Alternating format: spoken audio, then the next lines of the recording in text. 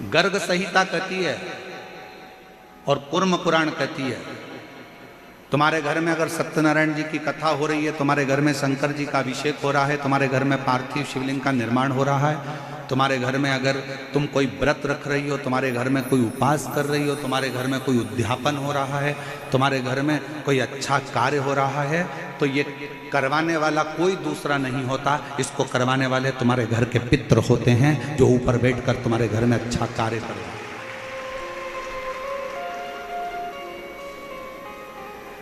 पार्वती जी को अगर शिव जी के शिवलिंग की पूजन की महत्वता कोई बता रहा है, तो पार्वती जी को पूजन की महत्वता उनके नाना नानी ने बताया, पितरों ने बताया।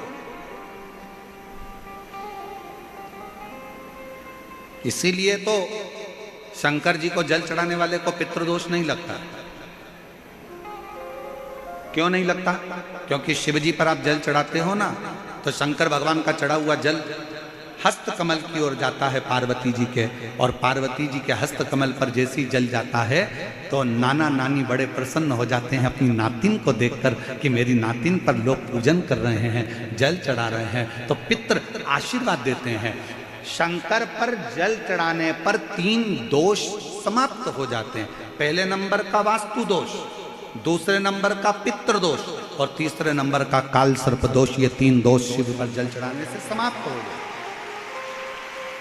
पितृ प्रसन्न होते हैं, पूर्वज आनंदित होते हैं। हमारे घर की बेटी आज शिव की आराधना कर रही है, हमारे घर की बेटियां हमारे शंकर की आराधना कर रहे हैं, शंकर की स्तुति कर रहे हैं।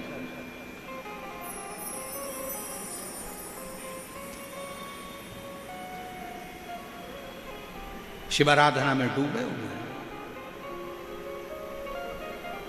कितना भी पितृदोष हो, कितना भी, बेटों की शादी नहीं हो रही, बेटियों का संबंध नहीं आ रहा, घर में क्लेश बना हुआ है, अशांति बनी हुई है, मानसिक टेंशन बना हुआ है, 1 रुपये कमाओ 1.25 रुपये खर्च हो रहा है, कोई समझ में नहीं आ रहा, कोई रास्ता नहीं सूझ रहा, एक चावल का आखा दाना लेकर परिंदे के पास, परिंदा जानते हो सब लोग, हंडा मटका, पानी भरने का मटका, हंडा घड़ा गगरा, जो घर के रसोई घर में जो पानी का स्थान होता है, एक चावल का दाना रसोई घर में रखकर उस चावल के दाने को साथ में लेकर और 1 लोटा जल हंडे का, मटके का, परिंदे का, घड़े का भरकर जाइए, और वो परिंदे का पास का चावल का दाना और 1 लोटा जल, पहले चावल का दाना शिव जी के शिवलिंग पर समर्पित करो, फिर 1 लोटा जल, जहां जलाधारी होती है, जलाधारी इधर की है तो आप इधर खड़े हो, जलाधारी उत्तर की है तो आप यहां दक्षिण की ओर खड़े होकर शिव जी पर जल चढ़ाना प्रारंभ करें। यहां जल बह रहा है शिवलिंग का, तो आप इधर खड़े होकर जब जल चढ़ाओगे, चावल का दाना रखकर, कैसा भी पितृदोष हो वो सारा पितृदोष समाप्त होता ही है और घर में शुभ कार्य होता है।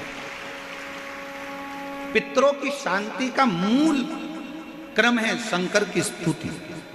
कोई न कह दिया वास्तु के हिसाब से तुम्हारी बाथरूम गलत बनी है, तुम्हारा दरवाजा बना है गलत, तुम्हारा रसोई घर गलत बना हुआ है, सीढ़ियां गलत बनी है, ये गलत बना है, वो गलत बना है, सारा तोड़ तोड़ा के तुमने बार बार बनाया, सीढ़ी इधर लगा दी उसके कहने पर, तुमने बाथरूम उधर बना ली उसके कहने पर, उसके बाद भी घर में शांति नहीं है, पूरा वास्तु के हिसाब से मकान बनाया, पूरे वास्तु के हिसाब से घर बनाया, उसके बाद भी अगर शांति नहीं है तो कुछ मत करो, 1 लोटा जल शिव जी को चढ़ाओ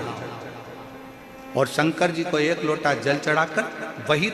जल अशोक सुंदरी पे चढ़ाओ, गणेश कार्तिकेय पर चढ़ाओ और वही जल उठाकर थोड़ा सा लेकर आओ, घर के 4 कोने में उस जल को छींटना प्रारंभ करो, वास्तु दोष अपने आप समाप्त हो जाएगा। आपको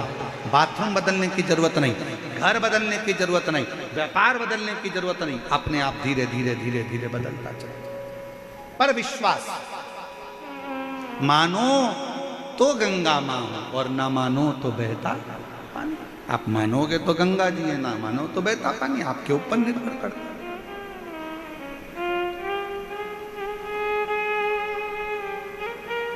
और विश्वास होगा तो शिव मिलेगा।